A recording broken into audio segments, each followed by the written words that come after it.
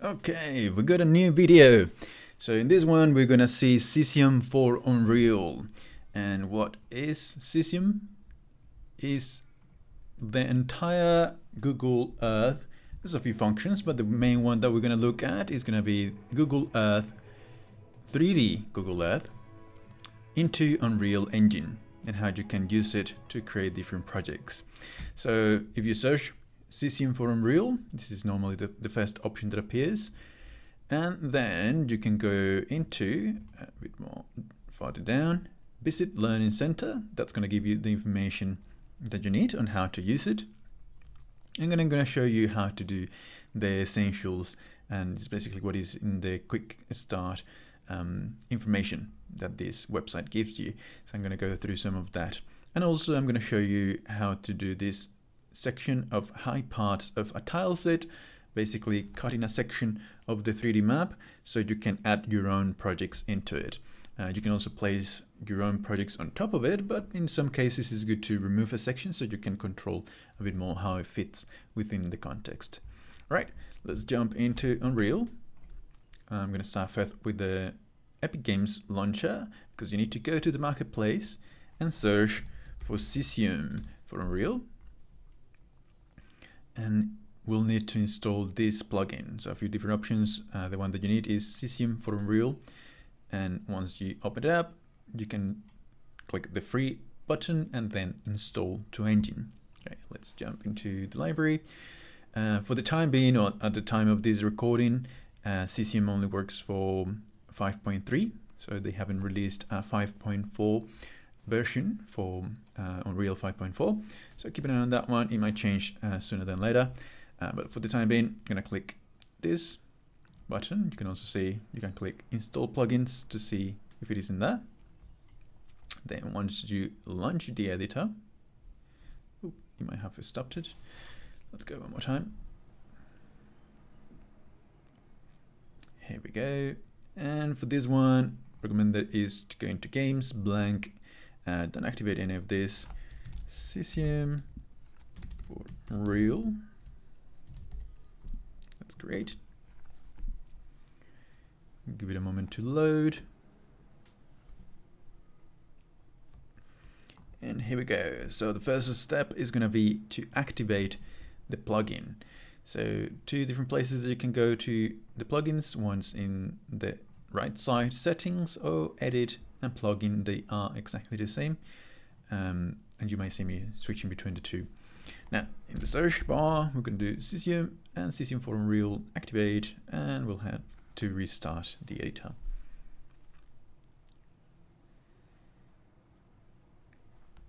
Nice. The first time that you open it up, it's going to give you this error. You can just click add entry to default engine ini, and that's all you need to do. We can close all of these windows, and that's going to give you this section on the left side. If you don't see that one, you can find it in window. It might be that is closed for you. So if it doesn't appear for you, go to window, Cesium, and you have it in there. Next step is to log into Cesium Ion, is the account that they manage, and you only have to click in there. It should open automatically. If it doesn't do it automatically, you can just copy to clipboard. A few different options that you can get. I'm gonna do that one. And if you probably don't have an account, it's gonna ask you first to create the account. I'm already signed in, so I'm just gonna click allow. And I can close that window and switch back to the editor. And I do see that is giving me all of the options. Right, once we have this, let's create the actual level. So recommended is to start with a blank level. So let's do new level. I'm gonna click Cesium, open it up, and then the first step is going to be to bring some light. So Cesium's on the sky. It's going to give you a lot of options that you can control really easily to manage the sunlight, how you move around, and a few different things like that. And the other one is going to be the photorealistic 3D tiles. That's the one that I'm going to show you today. A few different options. It depends on what you want. but in this case we want to see the 3D Google Maps in Unreal Engine. So you can click that one. It's going to ask you to create new token or one that is existing. That's connecting Cesium to Unreal, and there's three different options. So for now I'm going to do a new one, create, and sometimes, or at least in the documentation, says that it might not give you that option once you click the photorealistic 3D tile of creating the new token. If you don't get that one, or if it is not loading correctly, you can click here at the top, token. That's going to take you into the same page, and then you can create one, and then you can load the photorealistic 3D tiles. And then you get all of those options right here in the outliner on the right side. So you get the sun sky and the photorealistic 3D tiles, and that's pretty much it. That's how you can bring Google Maps into Unreal Engine. But I'm going to show you a few more options. So let's try to find a different place. Let's come here and I'm going to search for, what can we find? Rome coordinates. Let's see how that looks. And that's one thing that you can use the coordinates to bring into different places. So if I'm going to make this small. I'm going to keep this like that. So I can see both. If you click in Cesium georeference, you can go then to the details panel, and the first option that you get is the coordinates, so you can change the location of the world really quickly. So the origin, I'm going to do, you have two different options, the numerical latitude or the degrees that you can input in here. So let's do 41, that one, degree north, that's it, and then this one to the east on the longitude, and that's east. There you go. So we should be now closer to Rome, if it is correct. Something else that you can do is, depending on the height, I guess depending on the sea level, you can change the height. That's why we are so far up. So I'm going to change it to 0. Let's see how that looks. That's actually too low. Let's do 1000. And then you can adjust it. So by default, this is basically making the editor to go into the world to be positioned in the 00 of the editor. So that's why it's good to do the coordinates instead of trying to fly out to the places you want to. And yeah, that's it. Not sure where these coordinates are. And it was a bit random, but just to show you, you can find any coordinates and just place them in that latitude and longitude place. And then adjust the height as well to make it fit a bit better to what you want. Excellent. Now the next step that I'm going to show you is how to remove a section of the map so you can place your own project. As well, you can bring any geometry in here just by exporting an FBX file or using DataSmith as an exported, and you can just place it on top. That's just going to bring it right in this editor, and you can move the geometry as you usually do in Unreal Engine. But just to show you that you can remove some geometry, actually something else that I can say is there is some resolution options. This is also going to depend on the information and data that Google has. So some places might have better quality, some might not be as high resolution in the 3D objects. But if you go to the photorealistic 3D tiles, you can go to level of detail, and here you can reduce that number and make it more and more precise. Again, it's going to have a limit depending on the data that Google has for this area. A few other options that you get in here that you can adjust is the amount of tiles that you could load it in here, so you can see how as soon as I move it starts to load more or less. So you can adjust that number as well. If you make this number too small, it's going to take longer to load all of the information. So you're going to see how in 5 I could see a lot of black areas, but in 10 is going really quick. If I go as the default has, I don't get any of those black areas. So see what works better. Maybe at the beginning keep it a higher number, and once you know what you want to capture, you can reduce it to create any renders. Right. And let's go with the removing that section. The way to do it is we're going to try to use it with this building, and you have to click the Cesium cartography polygon, click the plus button. That's going to give you a new option here in the outliner. And then what we do is, well, first it's going to create it automatically. So I'm going to select that one, I'm going to press F, and the polygon is going to place closer to the center. So that's why it's also good to do the height. Do something like 100, 200, 150 seems to be a good number. And you can see how the position is changing every time.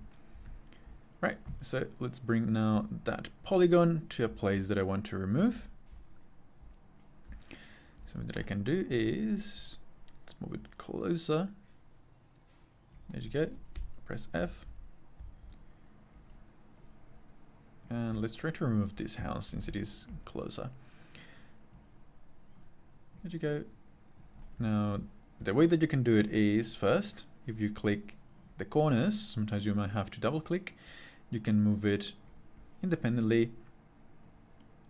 You can also change the size on the scale as you usually do with any geometry. So you can press R and make it, oh, I'm scaling only the point, so that's something to keep in mind.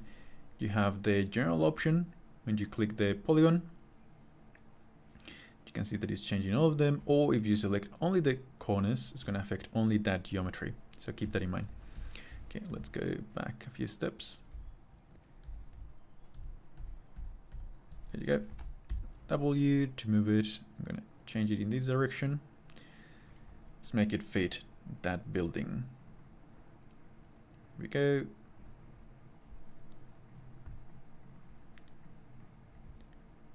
One more time.